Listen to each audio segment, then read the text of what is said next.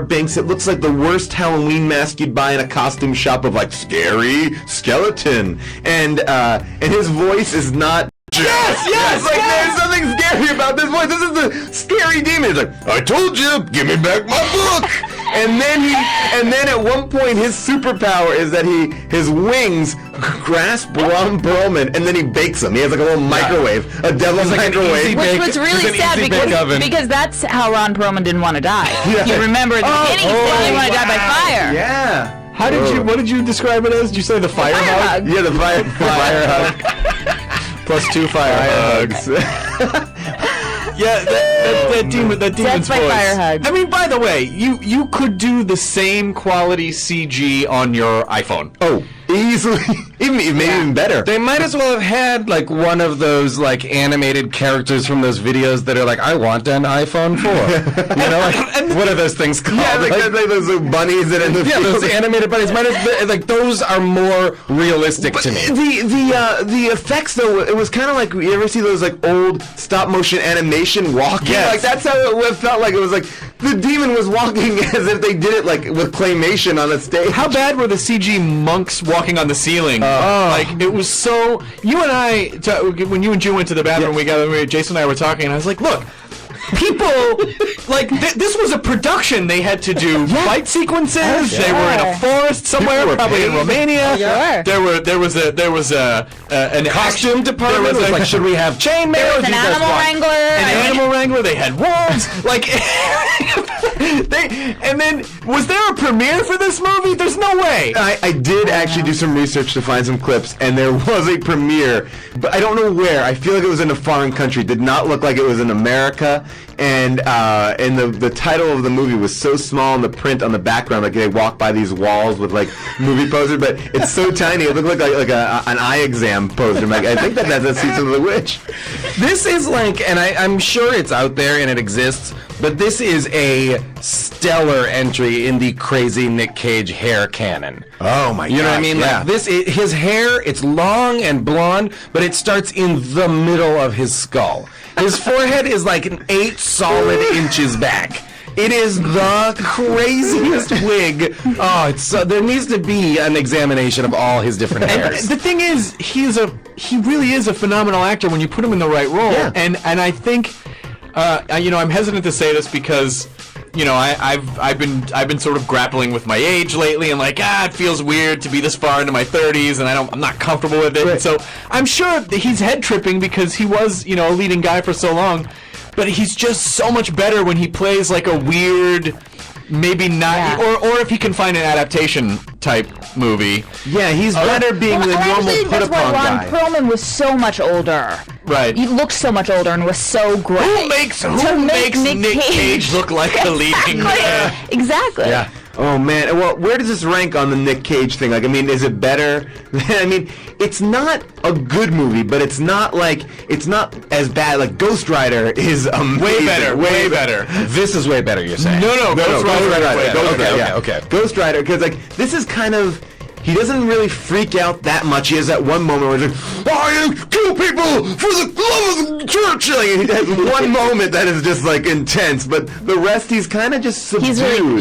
He's really restrained. Yeah, he's not like a. Well, because guys, remember, they are fighting in God's army. Sure. Yeah, Jesus' command. Literally, as the monk says at the beginning, it's like there is, in the beginning of the movie, there's a guy who literally rallies the troops to arms by telling them that God and Jesus Christ command them. That was the demon. No, it wasn't. Because remember, the demon was talking as that guy later on. They go, "How do you know that?" Oh, I think he just knows. No, I don't think so. I think the demon just knows from like being in their heads or whatever. Oh, okay, all right. That would be crazy. See, my thought was that the demon possessed the guy who was yelling at them to kill people because the demon wants everyone to get killed. That's interesting. Wow. You just kind of blew my mind. There you go. Now I'm just realizing maybe the story that the girl was telling, she titled Season of the Witch. And that's why it had nothing to do with anything. It only would have gotten better if we were saying at the end of the movie, she's like, "And the plague went away and everyone got healthy. And then I wrote this movie." Like, there was, Yeah, I would like to have seen her at a Barnes & Noble at the end, just signing it on a big parchment. Ooh, I also loved there's a moment, too, at the end of the movie where, like, everybody dies except the young, weird, like pretty boy. Yes. Yeah, of course he did, because he was, like, the I thought he was adorable... great. He was like Justin Long-esque, like a nice, attractive young man. Yeah, like the young guy in Tropic Thunder. I'm forgetting his name, but yeah. So there's Jay Baruchel? Jay Baruchel. Yes. Okay, yeah, so he gets away. He's the only one that survives with the wet naked girl. Yeah. I wish this movie was called Wet Naked Girl. And the wet naked girl has no memory, she has no memory. of anything. She literally It's wakes also up wet in a- with like embryonic fluid. And then Like, she was was And flawless, by the way. Yeah. Not one scratch on her. No, but Gorgeous. Unless you think in this description that you see this woman naked, listeners, you do not. So No. don't go to the movie being like, oh, maybe I'm going to that's see not some gonna happen. boobies. And by the way, I want to just hit this one more time. The woman, that hot naked girl, literally, her body is ripped apart by this demon. Literally ripped apart by this demon in a bout of flames. Yes. And then the demon, from what we can see, goes to heaven, and then the body is on the floor. So somehow the body, I don't understand the body mechanics, because the body was ripped in half. Yeah. At a certain point. They get away. What's crazy is the wet naked girl and the young handsome guy get away, and then he makes a big dramatic gesture to like move his coat, and we see he has the holy book. Yes. God. Which I can only assume is like, so for the next movie, get ready, this guy still has the holy book. See, And he's got Season of the Witch 2. Another 30-minute prayer. Can I tell you that one of the things that was so hilarious to me was the scene where they were fighting the wolves in the forest, and you just saw, because I can picture the actor with basically like a sword with a stuffed wolf on it, and they just keep falling back with these wolves impaled on their broadswords, and you just see these paws flailing. It was so bad, because they clearly didn't have the budget to watch, so you could actually see the wolves jump on when these so giant true. stuffed animals were already on the broadswords and falling backwards. Honest question, why did she, when they were going across the bridge, why did she save the young guy? I Because thought that was She was not she demonic? needed people to get to. She wanted to get to the right, Abbey. the That end was game the was whole getting there, and he would help her. Okay, get there. I thought, because I remember thinking that too, because I thought she was then going to use him somehow. In some way. But no, the fact is, she did not. Well, now with every movie, I think we learn a lot about ourselves and our lives. So now it is time for June's life lessons. Yes. Life lessons. Okay, guys, these are my takeaways from the movie, because I watch movies in kind of like a Brechtian way. It's not just about enjoying them. It's also about learning something. Lesson number one. By the way, June most scared out of all four I of had a us. couple points I was really scared, really, especially at the beginning. Oh my God! Oh, why would you Which do had that? one eye. Okay, lesson number one, save your work. Make a copy of whatever you're writing, because that was the whole thing. They could not get another. That demon was, Alt-Save. Yeah, Control Alt Save. I think it was actually might have been a big viral campaign for Buffalo hard drives. Yes. Save- It was a roundabout way to get to that. Up the prayer, no black plague. Okay, lesson Save your number work. 2. Relatively, witches aren't so bad. Just in this here next. Okay. Lesson number 3. Should an infectious disease break out, carry around an eyes wide shut mask, just in case. Yeah, That was weird. All the surgeons That's not- were wearing these like eyes wide shut like goggles and big Protect them from nose. getting leather it, but beaks. then why weren't they wearing it? But then what? Nick Cage was touching people with the plague. By the way, Don't worry. open wounds, clasping plague-ridden hands. Everybody had no problem touching people with the plague. I was like, guys, am I the only hypochondriac watching this movie that's like, do not touch the plague Don't touch ring? those bubbles. Yeah. Do not touch those bubbles. Never touch the plague. Those eyes wide shut masks were great. That's it for my lessons. There All are right. only 3 for. All right, only 3 really. It was just for that one The shot. witch. You know, it was just for that one shot when they all turn around at the high priest's bed. Yes. Or the cardinal or whatever he was, and you could see those weird beaky leather things. Like they didn't really think function. They were just like, this will look really cool. It's really Where do you neat, think right? they were from? Like a carnival? Like a Those were their party masks. Yeah, Cirque Berserk was in town. Got it. They were like, oh, right when we're done treating the cardinal with his bleeding, We'll head out. We'll head out from here. So we're let's gonna just blast a get bunch of ready. ladies at a sex club. We're gonna go nose rape some girls at the milk bar. All right, so now as we're wrapping up here, it's time to go to our virtual mailbox. And every episode, we ask you to write in at howdthisgetmade at earwolf.com and share your thoughts on the movie. Here are some of our favorites. You've got mail. Okay, Joseph Novato goes, this movie is in the top 5 of worst dialogue in a non-mumblecore theatrical release.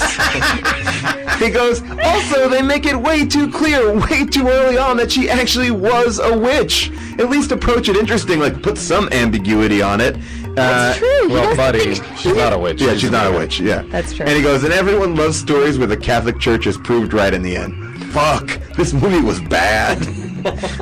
Monty Ashley writes, why does Nick Cage disguise him? Oh, this is the point that I had. Why does Nick Cage disguise himself when they walk through town not to be recognized, but Ron Perlman doesn't do anything? I mean, how many people look like Ron Perlman? That guy sticks out in the crowd. And then finally, Jeremy. Love it if somebody in that medieval town is like, hey, Tellboy. Hey, oh, I'm a big fan. Hey, man. dude, love Sons of Anarchy. Kronos. Jeremy Worley writes 2 words. Zombie ninjas. What the fuck? How is that even possible with those monks transformed into something like that? Well, the answer is simple. Little mini devil spirits flew into their mouth. That was another crazy thing. First they were birds. Yes, First they were birds. and then they became little ghosts. And you couldn't really get a sizing comparison. I mean, Yeah. when they were flying in circles over the Abbey, they were massive because Yes. there was Yeah. a super wide shot. Also, I like in the beginning of the movie, Nick Cage and Ron Perlman are looking for like a place to stay, and they see this town descended on by like black crows, and they're like, we'll stop there. We'll make a pit stop. We need food and horses. And Ron Perlman's like, I don't want to go there. And you know what? Duh. You shouldn't go to the Yeah. place that looks like it's like exploding with disease and demons. Oh man. Well, I think we have figured it out. I think we've talked this movie out. That wraps it up for episode 2. We'll be back soon. Keep sending your suggestions for movies that you want us to talk about. We've been reading all of them. If we haven't written you back, I'm sorry about that, but we'll get to it. Thanks again to our special guest, Chris Hardwick. And next time, instead of making you shell out $15, we'll probably do something on Netflix. I know that is a concern of some of you guys out there.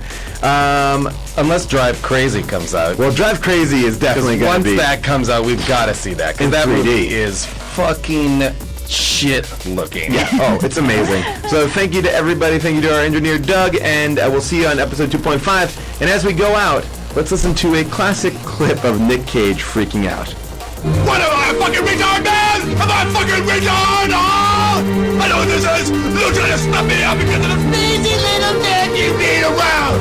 Well, be not fucking friends, man! That's it. For How This Get Made. We'll see you soon. Bye-bye. I'm speechless.